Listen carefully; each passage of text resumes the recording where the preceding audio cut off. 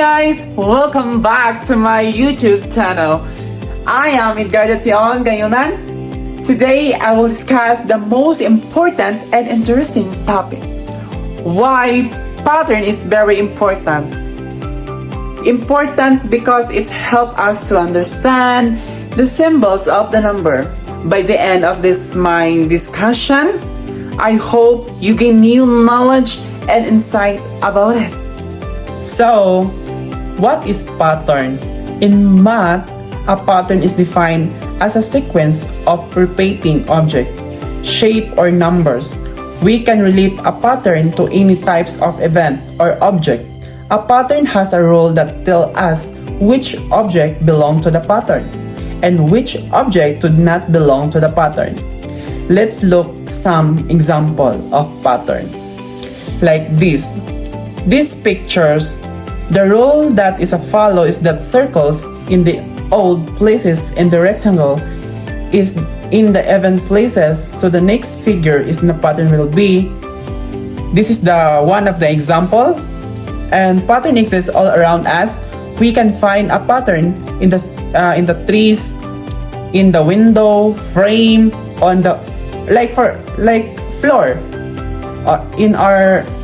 And anyway, the clothes, here's the pattern. One such real life, like for example, like the zebra pattern. Breakfast na!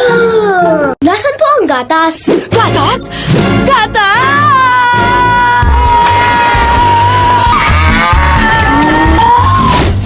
Nakakulang may gatas na! Correct! Ay! Ang Coco Crush All-in-One may Nestle milk na! Just add water, may chocolatey breakfast na masustansya. Coco Crush All-in-One, 10 pesos lang. Here are the finite pattern or finite pattern. A finite pattern is a finite sequence in which we know that first term in the last term. For example, in the pattern 3, 6, 9, 12, 15, the first term is 3 and the last term is 15. Like also the finite pattern, as infinite pattern is a sequence which we know the first term but we don't know the last term. Why? Like for example, in the pattern 3, 6, 9, 12, 15, 18 or above pa, the first term is 3 but we don't know where the pattern is going to stop. The rule of pattern. For creating a complete pattern, a certain set of rules need to be considered. For applying this rule, we should be the first understand the nature of the sequence and the difference between the two consecutive numbers given in the pattern. Some amount of guesswork is required, and then we check to see whether the rule works throughout the whole pattern. The pattern can be formed using 3 categories. There are repeating pattern. The types of pattern in which rule keeps repeating over and over is called repeating patterns. It is generally common in letter and shape. Growing pattern. In the growing pattern, the number are placed in the increasing form, or each number is greater than the previous number, then the pattern is known as growing pattern. Like for example, 44, 50, 56, 62. And then shrinking pattern. In a shrinking pattern, the numbers are placed in the decreasing form of each number is smaller than the previous number. Like for example, 40, 35, 30, and 25. And they are the 3 types of pattern. First, shape pattern, and also the letter pattern and the number pattern. The shape pattern is we called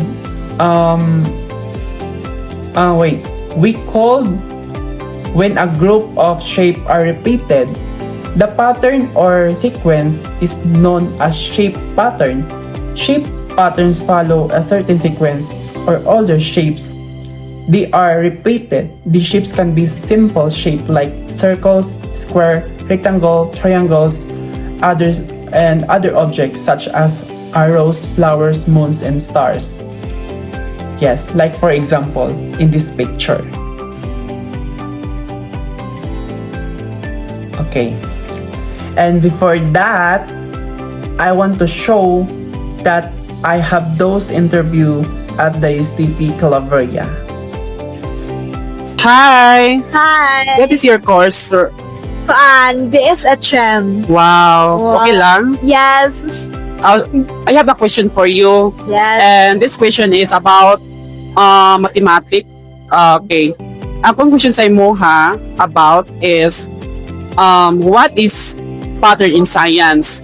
So, for me, in science, a pattern is a regular, repeating, or a predictable form, structure, or sequence.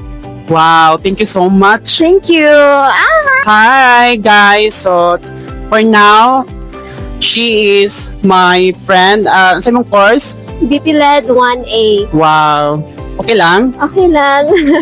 I have a question for you. What is a pattern for you? So, for me, pattern is a repeated or regular arrangement of shapes, colors, numbers, and sound or other elements. So, pattern can be found in many areas like in nature, in music, in art, and mathematics, or in a daily life. So, for example, can I give an example of Yes, lang? of course, Yes. of course. For example, is the visual patterns like the stripe of the body of a zebra, the tiles on the floor, and in mathematical patterns, for example, is a sequence number like 2, 4, 6, 8. And that's all. Thank you. Wow. Thank you so much. Thank you. Hi. What's your name? My name is Margaret Simmons. Wow, that's a beautiful name. What's your course right now? I'm from BC. Wow, the course is very hard. I have a question for you. How patterns happen? Patterns happen because there's a rule being followed. In math, like numbers, grades, and for objects, they don't just appear randomly. They follow a certain order for the continuous and unpredictable way before pattern. So there are two main types of patterns. First is the repeating patterns. This happens when a set of elements is repeated without shuffling down orders. Blue, red. So the sequence stays the same. On the other hand, growing patterns happen when the elements increase or decrease in a consistent way like 2, 4, 6, 8, where the number is add covered by perfect triangles. Okay, thank you so much. So, patterns serve as the fundamental logic of mathematics, transforming a chaotic series of objects of numbers into a predictable and organized structure. By identifying a specific role, whether it involved repetition, growth, or shrinking, we gain the ability to predict future terms and understand the relationship between different elements. So guys, I hope you understand what is pattern. I hope you enjoy and thank you so much for watching. Love you. Bye-bye.